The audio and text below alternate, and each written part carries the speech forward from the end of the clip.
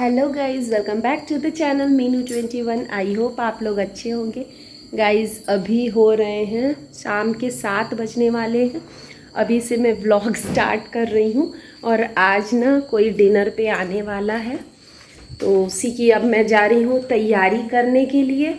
और गाइज़ आज सैटरडे है ना, तो हमारे यहाँ नॉर्मली सैटरडे को बाटी चोखा बनता है, तो वही मैं बनाने जा रही हूँ। उनके लिए मैंने चाय रख दी है और ये मैंने सत्तू निकाला है, ये देखिए ये वाला सत्तू है, राजधानी का चना सत्तू है। तो अब मैं इसकी प्रिपरेशन, क्योंकि इसमें लहसुन प्याज थोड़ा चाहिए होता है, तो वो मैं पहले से चॉप कर लेती हूँ।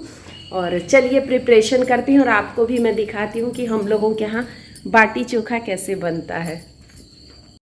तो गाइज़ हमारे यहाँ जो खाने पे आ रहे हैं ना डिनर पे, तो वो शाखा के ही एक कार्यकर्ता हैं और वो लहसुन प्याज सैटरडे को नहीं खाते हैं, तो उनके लिए देखिए मैं अलग से बना रही हूँ मटेरियल। और गाइस आगे का मैं गलती से शूट नहीं कर पाई, मेरा कैमरा ऑन ही नहीं हो पाया था और फिर बहुत ज़्यादा 2-3 लोग आ गए थे हमारे यहाँ डिनर पे, तो मेरे थोड़ी हड़बड़ी हो गई थी, इसलिए मैं शूट नहीं कर पाई थी। नेक्स्ट टाइम सैटरडे को जब मैं बनाऊंगी तो आप लोगों के संग शेयर करूंगी। ये गाइस संडे मॉर्निंग का है। मैं ना आजकल सुबह उठ रही हूँ तो थोड़ी सी मुझे एलर्जी जैसी लग रही है, जैसे बहुत ज़्यादा छींकें आ रही हैं और मतलब छींके 2-1 घंटे तक वो सर्दी जैसा लगता है, जैसे बहुत रनिंग नोज़ होती है और छींकें खूब आती हैं। तो मैं सोची क्यों ना गिलोय का काढ़ा बनाया जाए, तो मेरे घर में मैंने गिलोय लगाया हुआ है, तो उसकी मैं एक छोटी सी डंडी लाई थी, उसको मैंने काट के डाल लिया है। और काढ़ा मैं थोड़ा ज़्यादा ही बना रही हूँ क्योंकि मैं अपने बेटे को भी दूंगी, छोटे वाले को, उसको भी ऐसा ही हो रहा है। तो इसमें लौंग, काली मिर्च, अदरक और आप चाहें तो तुलसी पत्ता भी डाल सकते हैं, क्योंकि आज संडे है तो हम लोग संडे को ना तुलसी जी को नहीं छूते हैं ना उनके पत्ते लेते हैं, तो इसलिए मैं बस लौंग और काली मिर्च डाल के ही काढ़ा बनाऊंगी। Hello guys, welcome back to the channel Meenu 21। I hope आप लोग अच्छे होंगे। गाइस आज संडे है और मैंने ना सबको ब्रेकफास्ट करा दिया और मेरे को ना पता नहीं क्या आजकल हो रहा है, मौसम ठंडा है इसकी वजह से क्या बहुत ज़्यादा छींकें आ रही हैं और सुबह रनिंग नोज़ जैसा हो जा रहा है। तो आज मैंने गिलोय का काढ़ा बनाया, वो पिया था, फिर कुछ नहीं खाया पिया था। सबको ब्रेकफास्ट कराने के बाद अब मैं अपनी कॉफ़ी इंजॉय कर रही हूँ। आप लोग देख सकते हो मेरी कॉफ़ी आधी मैंने पी ली है और बाकी की बची है, मैं इंजॉय कर रही हूँ। फिर उसके बाद नहाना धोना होगा, तभी ब्रेकफास्ट होगा। सुबह के 11 बज गए हैं, आज लेट हो गया है क्योंकि संडे को ना थोड़ा मैं लेट उठी ही थी। मुझे ना नींद अगर पूरी नहीं होती है ना तो मेरा सर दर्द करने लगता है, इसलिए मैं अपनी नींद पूरी करती हूँ गाइस। तो चलिए पहले अपनी कॉफ़ी एंजॉय करते हैं और फिर उसके बाद बाकी का काम करेंगे। ये मेरा फेवरेट कप है, मैंने मेले से लिया था, किसान मेले से। मुझे ये बहुत पसंद है, इसका कलर और ये ना सिरेमिक का है। तो अब मैं बोन चाइना और वो सब चीज़ें नहीं यूज़ करती हूँ, बस मैं सिरेमिक या फिर ग्लास की ही चीज़ें यूज़ करती हूँ, क्योंकि वो अच्छा नहीं होता है और वो बहुत डेलिकेट भी होता है। तो ग्लास और ये सब सिरेमिक की चीज़ें देखने में भी अच्छी लुक देती है और हेल्थ वाइज भी सही होती है।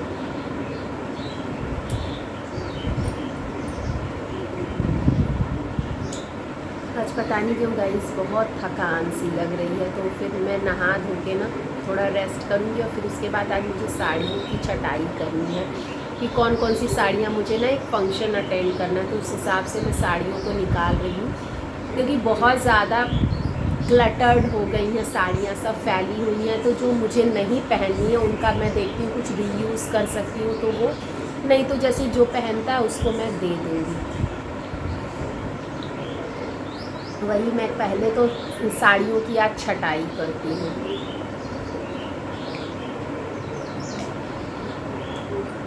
और देखती हूँ तो दोपहर में तहरी बना दूँगी, क्योंकि आज बहुत थकान सी लग रही है। और मशीन भी मेरी जो सिलाई मशीन है उसमें पता नहीं क्या हो गया है, नीचे से धागा छोड़ रहा है, सही से हो नहीं रहा है, तो उसको भी देखना है, वो भी एक काम है मेरा। एक कटा हुआ पेटीकोट है, मैंने सिल नहीं पाया, तो फिर उसको भी मैं देखूंगी। और मुझे डेंटिस्ट को भी जाना है, डेंटिस्ट को भी विज़िट करना है, मेरा एक दांत है वो आधा टूट के निकल गया है तो उसको मुझे पूरा निकलवाना है। तो ये सब कुछ काम है जो करने हैं। तो चलिए आप लोग बने रहिए मेरे चैनल पे और देखिए मैं आज क्या कैसे मेरा दिन आज का बीतता है। गाइज़ अब मैं आ गई नहा धो के पूजा के बर्तनों को साफ़ करने के लिए। तीज के भी कुछ एक्स्ट्रा बर्तन हैं जो मैं निकाल के रखी थी, उसके बाद से मैं नहीं छू सकती थी, तो फिर अभी मैं इनको साफ़ करके रख रही हूँ। जो डेली यूज़ के बर्तन हैं जैसे दिया बाती करने वाले और प्रसाद चढ़ाने वाले, वही बर्तन मैं रोज़ रखती हूँ। बाकी के जो बड़े बर्तन हैं ना उनको मैं साफ़ करके जैसे ज़रूरत होती है उनकी ज़रूरत के हिसाब से ही उनको निकालती हूँ, नहीं तो मैं फिर अंदर रखती हूँ, क्योंकि फालतू में इधर उधर बर्तन रखने से कोई फ़ायदा नहीं है, वो काले पड़ जाते हैं। और पीतल को मेंटेन करना बहुत बड़ी चीज़ होती है, इसलिए मैं जो कुछ बर्तन हैं जो डेली बेसिस पे यूज़ होते हैं उन्हीं को बाहर रखती हूँ। तो सभी को मुझे वॉश करना है और फिर उसके बाद मैं इन सबको वॉश करके अच्छे से सूखने के बाद अंदर कंटेनर एक मेरे पास प्लास्टिक का है उसमें मैं रख देती हूँ। और गाइस पीतल के और तांबे के बर्तनों को साफ़ करने के लिए मैं ना उसका यूज़ करती हूँ, पीताम्बरी का यूज़ करती हूँ। और मैं जो भी नींबू घर में किचन में यूज़ करती हूँ ना उनके टुकड़ों को मैंने एक बॉटल में फ्रिज में नमक डाल के रख देती हूँ। तो उन नींबू के छिलकों से मैंने इनको एक बार रब कर दिया है और आप लोग देख सकते हैं कि कितनी अच्छी इनमें चमक आ गई है और एकदम नए जैसे चमकते हैं। तो मेरे जो भी पीतल के और तांबे के बर्तन हैं ना वो मैं ऐसे ही वॉश करके रखती हूँ हमेशा ही और बहुत अच्छी शाइन बनी रहती है। जैसे मैं तांबे का जग यूज़ करती हूँ डेली यूज़ में किचन में पानी पीने के लिए रात में, तो उसको भी मैं इसी से वॉश करती हूँ और वो भी हमेशा नया सा रहता है, तो देखने में भी काफ़ी सुंदर लगता है। क्योंकि ये सब बर्तन जो है ना वो ऑक्सीडाइज्ड होके थोड़े से काले पड़ जाते हैं और अगर आप ना साफ़ करें ना तो बहुत ज़्यादा काले हो जाते हैं और फिर देखने में बिल्कुल भी अच्छे नहीं लगते हैं। इसीलिए मैं इसका इस्तेमाल करती हूँ। इस तरह से मेरे नींबू भी यूज़ हो जाते हैं और बर्तन भी हमेशा चमकते रहते हैं। अब गाइज़ मैंने ना ये गेहूँ धुल के रखा था लेकिन मैंने इसको बोरी में रखा था तो इसमें घून लग गए हैं, तो उसी को मैं हल्का सा झाड़ के और आज मैं पिसने के लिए दूंगी। क्योंकि आज काफ़ी दिनों के बाद धूप निकली है तो एक बार मैंने इनको धूप दिखा दिया है, तो वही मैं बस हल्का सा जो छन्नी है स्टील की उसी से मैं ऐसे कर दे रही हूँ ताकि घून नीचे आ जाए और मैं बोरी में दे दूँगी इसको। तो ये सब भी कुछ काम होते हैं डेली बेसिस के। पहले तो मैं पैकेट का आटा ही लाती थी लेकिन आजकल मैं ना गेहूं को धुल के घर में ही सुखा के और उसके आटे पिसवाती हूँ, क्योंकि जितना चाहे हो सके ना घर की जो चीज़ें होती हैं घर में आप जिस हिसाब से मतलब हाइजीन और क्लीनलीनेस मेंटेन करते हैं उतना आप बाहर एक्सपेक्ट नहीं कर सकते। इसीलिए अब मैं गेहूं मंगा के, और ये काफ़ी किफ़ायती भी पड़ता है, मनी सेविंग भी पड़ता है, इसलिए अब मैं ऐसे करती हूँ। तो क्योंकि मुझे डस्ट से एलर्जी है और घून पड़ गए थे ना तो वो थोड़े पाउडर्ड कर दिए थे, तो वो नाक में जाता ना तो फिर से मुझे एलर्जी हो जाती और छींकें आने लगती। इसलिए मैंने पूरा नाक और बाल को अच्छे से कवर कर लिया है और बालों पे भी वो डस्ट जाता है ना तो बिल्कुल वाइट वाइट सा चिपक जाता है। आप लोग बताइएगा आप लोग कैसे क्या आटा मंगाते हैं कि घर में ही गेहूं पिसवाते हैं। कई लोग तो आजकल घर में आटा चक्की भी रखते हैं जो बहुत पोर्टेबल होता है और अच्छे से आप जब चाहें उससे आटा मतलब गेहूं डाल के आटा पिसा सकते हैं, तो वो भी काफ़ी अच्छा होता है।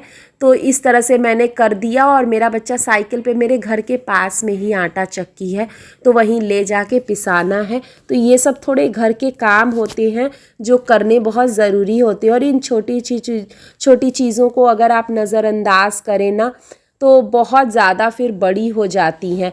और गाइज़ आज क्योंकि संडे हमारे यहाँ हाट लगती है तो मुझे थोड़ा हाट जाना है क्योंकि बच्चों के एग्ज़ाम्स आ रहे हैं तो उनकी स्टेशनरी वगैरह कुछ लाना है और बच्चों के तो हमेशा ही स्टेशनरी की चीज़ें ख़त्म हुई रहती हैं।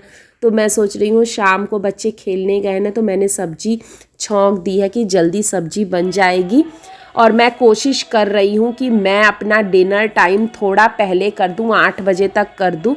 तो उसी रूटीन को फॉलो करते हुए मुझे ही थोड़ा पहले बनाना पड़ेगा। तो मैंने सब्जी बना दी है और फिर हम लोग हाट से लौट के आएंगे तब मैं रोटियां सेकूंगी। तो वही मैं सब्जी कर रही हूँ। फिर दूध भी आएगा शाम को, इसलिए भी मैं टहलने नहीं निकल पाती हूँ क्योंकि शाम को दूध आता है तो फिर अगर लॉक करके चले जाएंगे तो दूध कौन लेगा।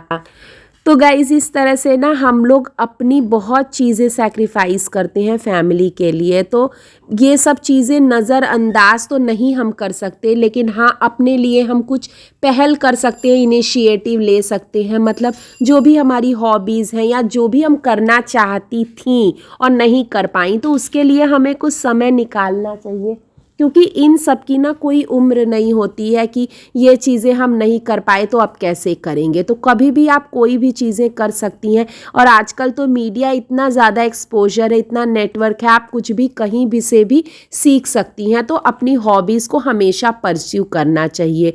तो guys that's all for today's vlog. I hope आपको ये व्लॉग अच्छा लगा होगा। अगर व्लॉग थोड़ा भी अच्छा लगा तो लाइक कर दीजिएगा, और चैनल पे नए हैं तो सब्सक्राइब करना बिल्कुल मत भूलिएगा। मिलते हैं नेक्स्ट व्लॉग पे, तब तक के लिए स्वस्थ रहिए, मस्त रहिए, and thank you for watching. Bye.